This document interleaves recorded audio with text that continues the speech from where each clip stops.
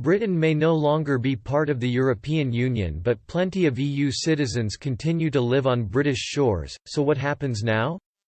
How can they get settled status to carry on living and working in the UK? Brexit is a thing of the past after the country left the European Union on January 31. The Prime Minister Boris Johnson did not use the word once in a pre-recorded speech broadcast an hour before the UK officially departed the EU, but as the country moves towards negotiating its future relationship with the EU, Brexit is still on the mind of some people living in the UK. Express.co.uk spoke to Make Bone, co-founder of the 3 Million, to find out what EU and EA citizens living in the UK are thinking. In the aftermath of Brexit Day, Ms. Bone described the mood among EU citizens as varied. She said, "I think it's a funny mix. The anger has died down. There was a lot of strain of anguish and people questioning, do I belong? Some have very real worries about how to get their settled status. People feel left alone and really worried. I think part of it is to do with a mix of messages. Those mixed messages," says Ms. Bone, "include EU citizens being told they are friends of the UK, and then being labelled as scroungers and, in Theresa May's words, queue jumpers." The promise of automatic rights for EU citizens in the run-up to Brexit negotiations and claims the UK would stay in the customs union mean Ms. Bone feels there is now a massive issue of trust. Ms. Bone said, EU citizens do feel insecure about whether they belong and what their rights are. EU, EEA or Swiss citizens and their families can apply to the EU settlement scheme to continue living in the UK after June 30, 2021. This settled status grants those who have spent 5 years in the UK the same rights as British citizens. This includes healthcare, education, benefits and pensions. You do not need to apply if you have indefinite leave to enter the UK, indefinite leave to remain in the UK. British or Irish citizenship. The free EU settlement scheme is open now and the deadline for applying is June 30, 2021. To apply for settled status, visit the government website here. You can apply now if you're eligible, or you can also choose to apply later depending on your circumstance. If your application is successful, a letter will be emailed to you confirming your settled or pre-settled status. You can view your status or prove it to someone else online.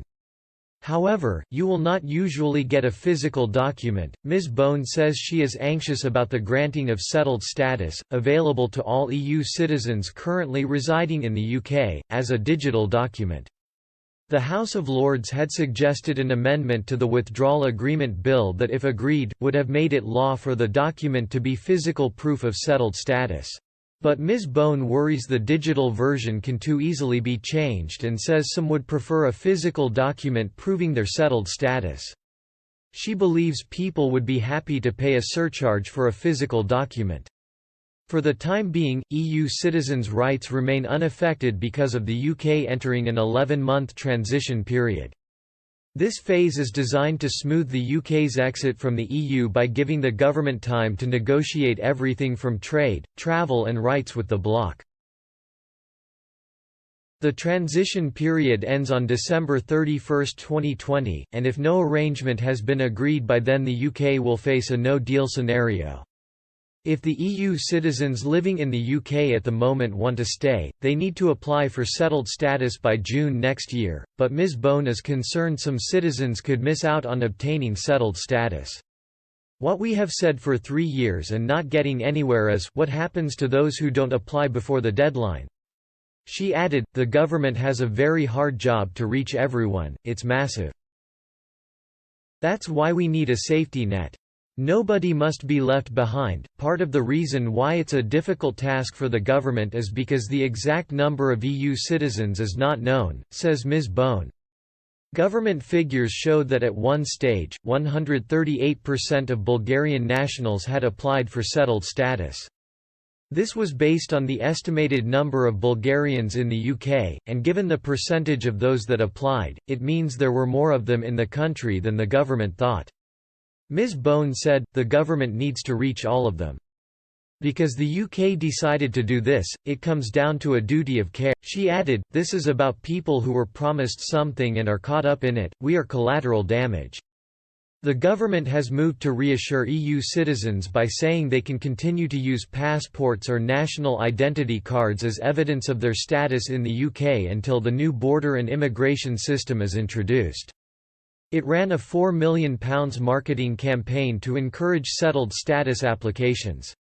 A Home Office spokesperson said, "We value the contribution EU citizens make to our country and we want them to stay."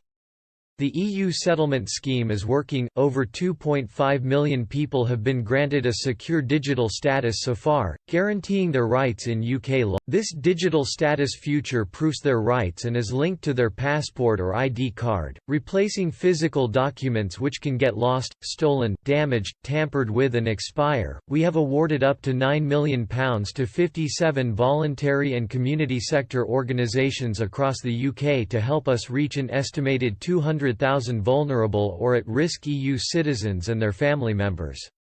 We are working closely with employers, local authorities and charities to raise awareness.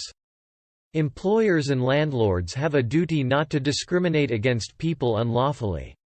The EU settlement scheme provides an immigration status in UK law, set out in the immigration rules.